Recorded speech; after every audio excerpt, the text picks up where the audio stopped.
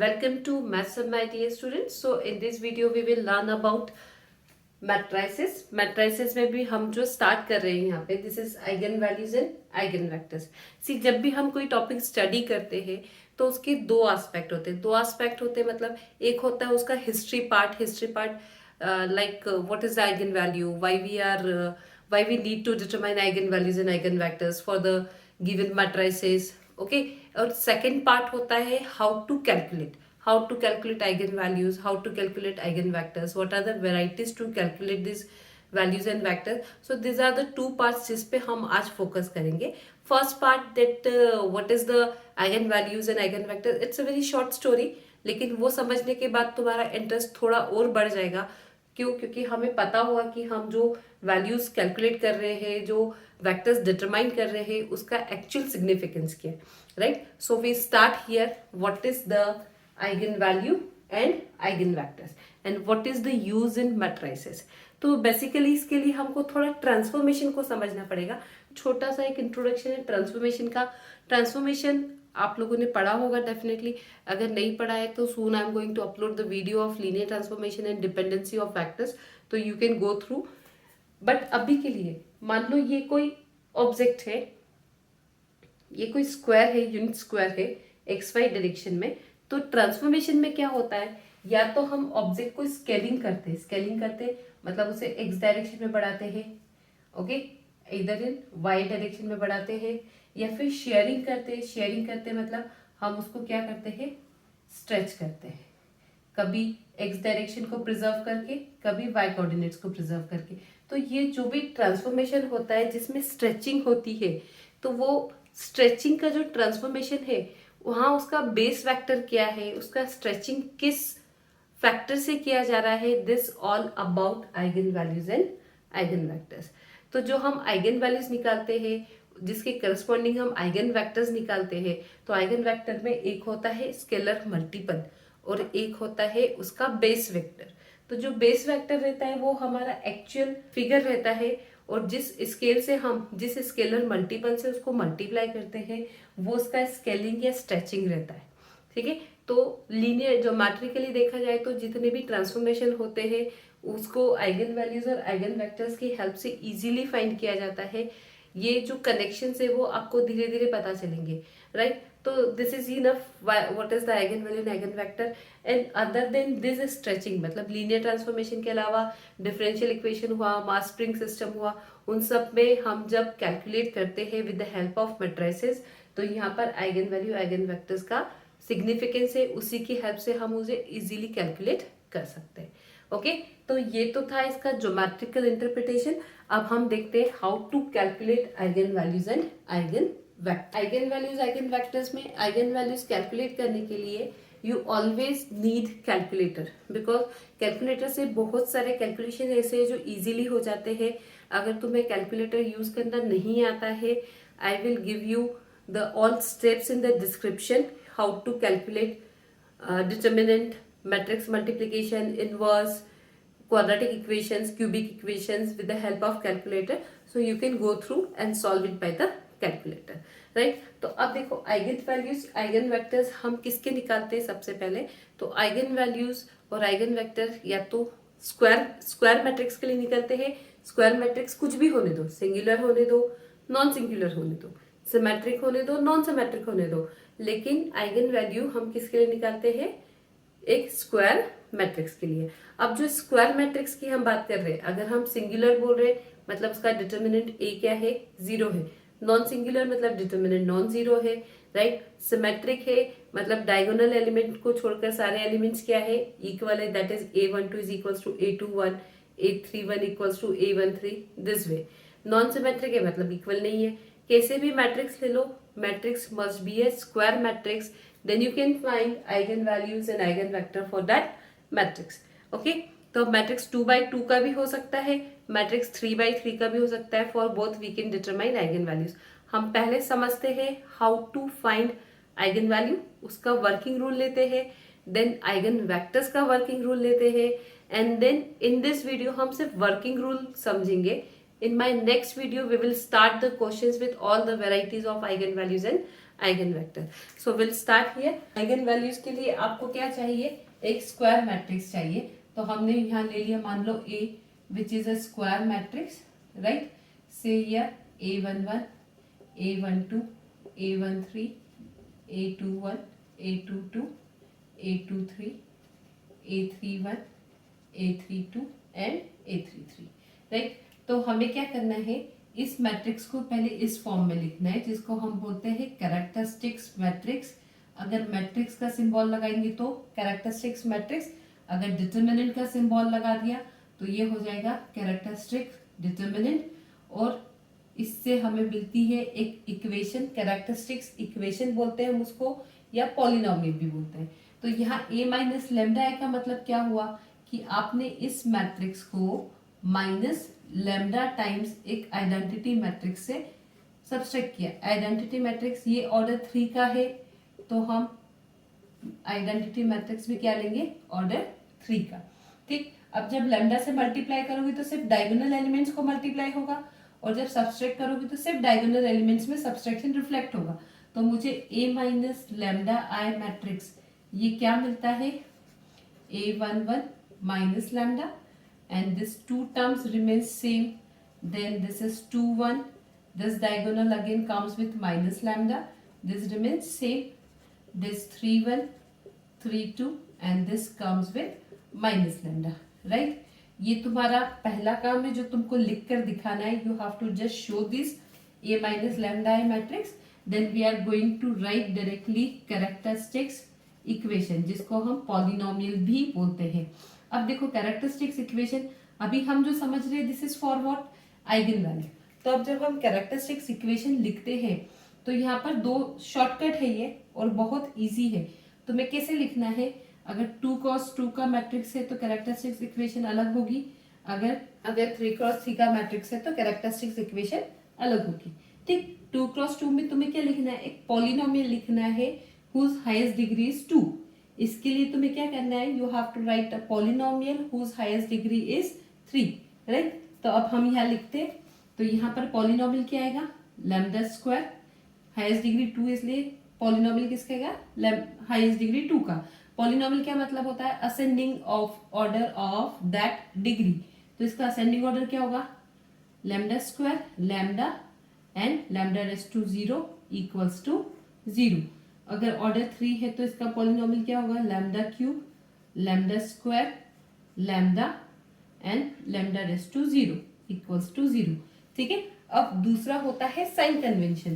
तो sign convention के लिए क्या करना है, तुम्हें ऑलवेज याद रखना है plus minus plus minus plus minus plus, right. या प्लस माइनस प्लस माइनस. ठीक है. हमने 2 काम किए. हमने सबसे पहले पॉलिनोमियल लिखा, अगर 2 क्रॉस 2 का मैट्रिक्स है तो हाईएस्ट डिग्री ऑफ 2 का पॉलिनोमियल लिखा, अगर 3 क्रॉस 3 है तो हमने हाईएस्ट डिग्री ऑफ 3 का पॉलिनोमियल लिखा. यहाँ लैम्डा क्या है, तो लैम्डा एक कांस्टेंट लिया है जो क्या रहेगा, हमारी आगे जाकर आइगन वैल्यूज को डिटरमाइन करेगा. तब लैम्डा स्क्वायर लिखा हमने. अब यहाँ पर जो कोफिशिएंट्स आते हैं वो क्या आते हैं, हियर दिस कम्स S1 और lambda raise to 0, anything raise to 0 is 1. तो यहाँ पर हमारा जो कोफिशिएंट आता है दिस इज डिटरमिनेंट ऑफ ए.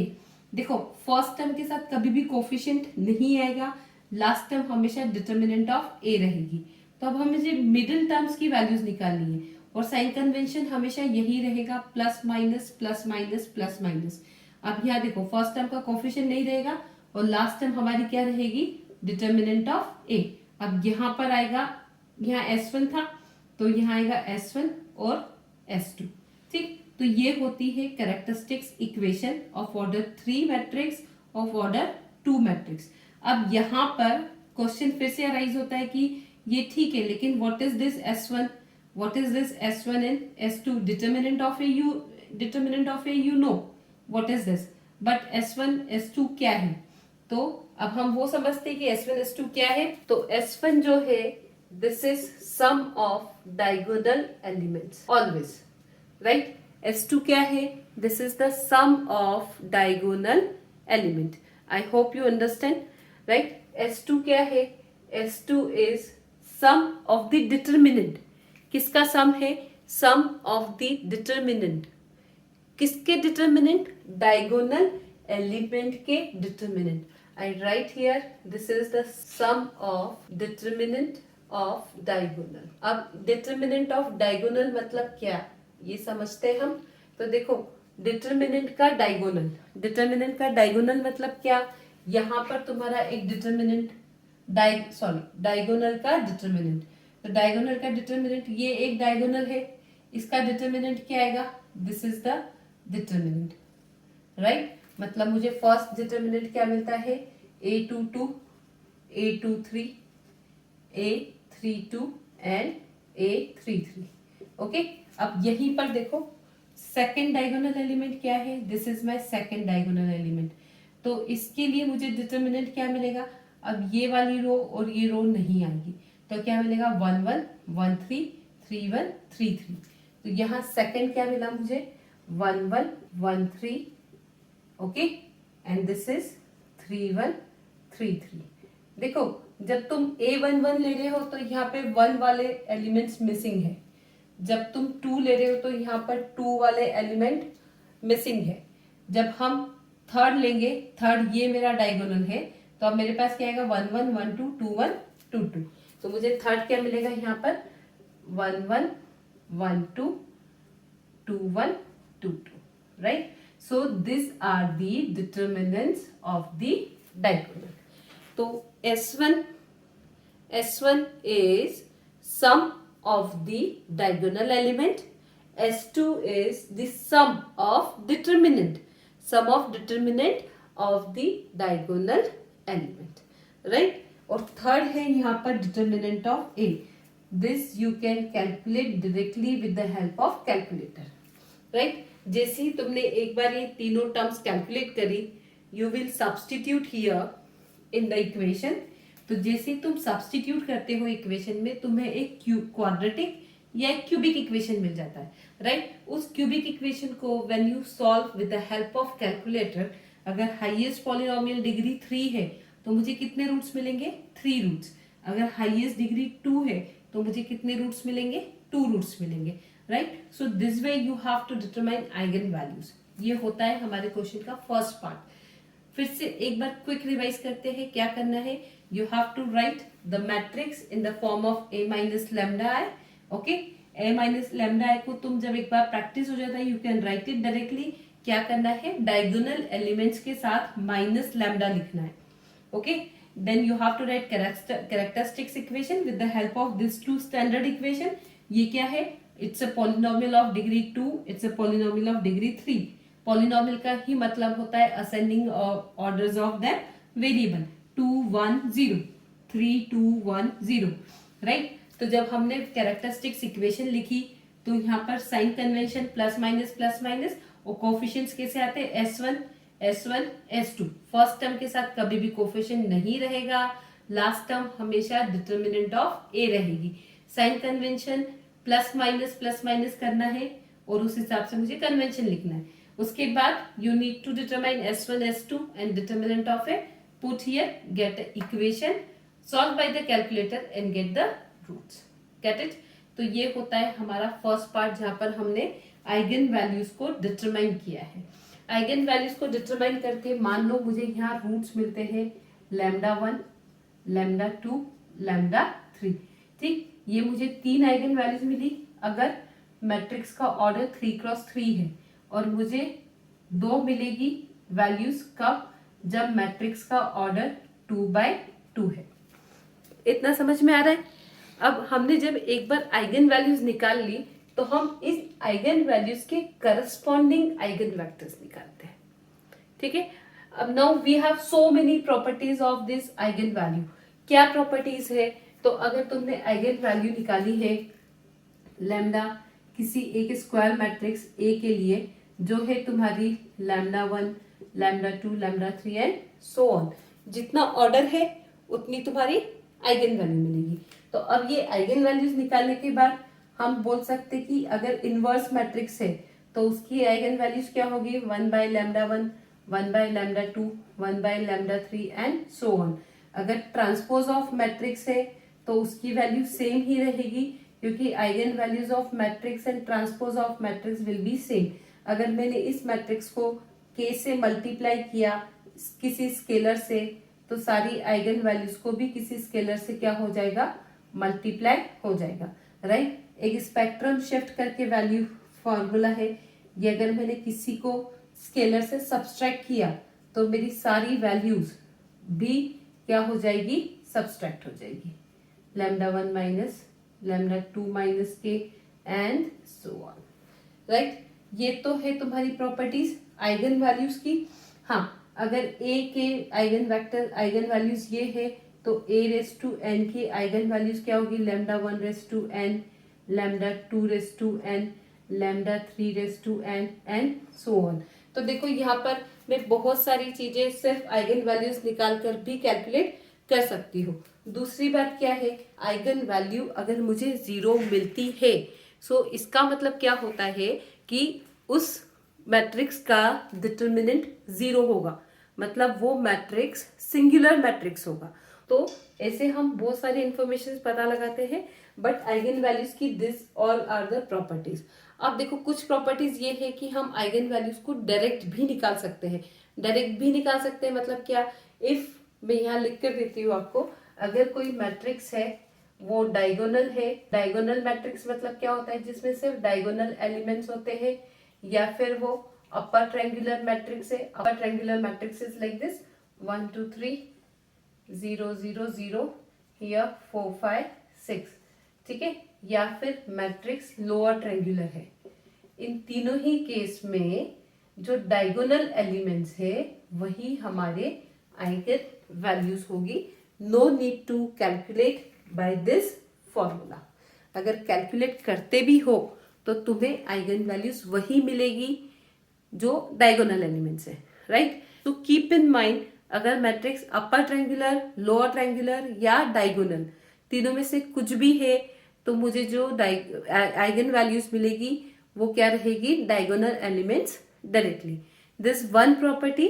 दूसरा होता है एक चेक लगाते हैं हम, वो चेक हमेशा लगाओ जो तुम्हें बता देता है कि जो आइगन वैल्यूज है वो करेक्ट है या रॉन्ग है, ठीक। तो वो चेक क्या बोलता है कि जो तुम्हारा ट्रेस ऑफ ए क्या होता है, सम ऑफ डायगोनल एलिमेंट्स को हम ट्रेस ऑफ ए बोलते हैं, ट्रेस ऑफ मैट्रिक्स ए। तो चेक क्या बोलता है कि sum of diagonal elements that is a11 plus a22 plus a33 is always equals to sum of the eigen values. This is the first check, जिससे हमें पता चल जाता है कि जो हमारी आइगन वैल्यूज हमने डिटरमाइन करी है वो करेक्ट है या नहीं। दूसरा चेक क्या है, product of eigen values is equals to determinant of A. Okay, ये दो चेक हमेशा लगाओ जब भी तुम आइगन वैल्यूज डिटरमाइन कर लेते हो। क्यों? क्योंकि अगर तुम्हारे आइगन वैल्यूज रॉन्ग आते हैं तो तुम्हारा पूरा क्वेश्चन गलत हो जाएगा। अगर आइगन वैल्यूज रॉन्ग है तो तुमको आइगन वेक्टर्स के लिए एक भी मार्क नहीं मिलेगा, यू विल गेट 0। तो तुम्हें क्या करना है, always once you determine the eigen values you have to check this two thing that the sum of eigen value is equals to trace of A. Trace of A मतलब sum of diagonal elements. दूसरा क्या करना है, product of eigen values is always equals to determinant of A. क्योंकि determinant तो हम यहाँ in any way निकालते ही है, हमको सिर्फ क्या करना है, चेक करना है कि ये करेक्ट है या नहीं। So this all about eigen values. In my next video lecture we will discuss about what is the eigen vectors and how to calculate eigen vectors for corresponding eigen values. Thank you so much for watching my video. I hope you understand all the contents which I am explaining here. If you like my video then please subscribe my channel. Thank you so much.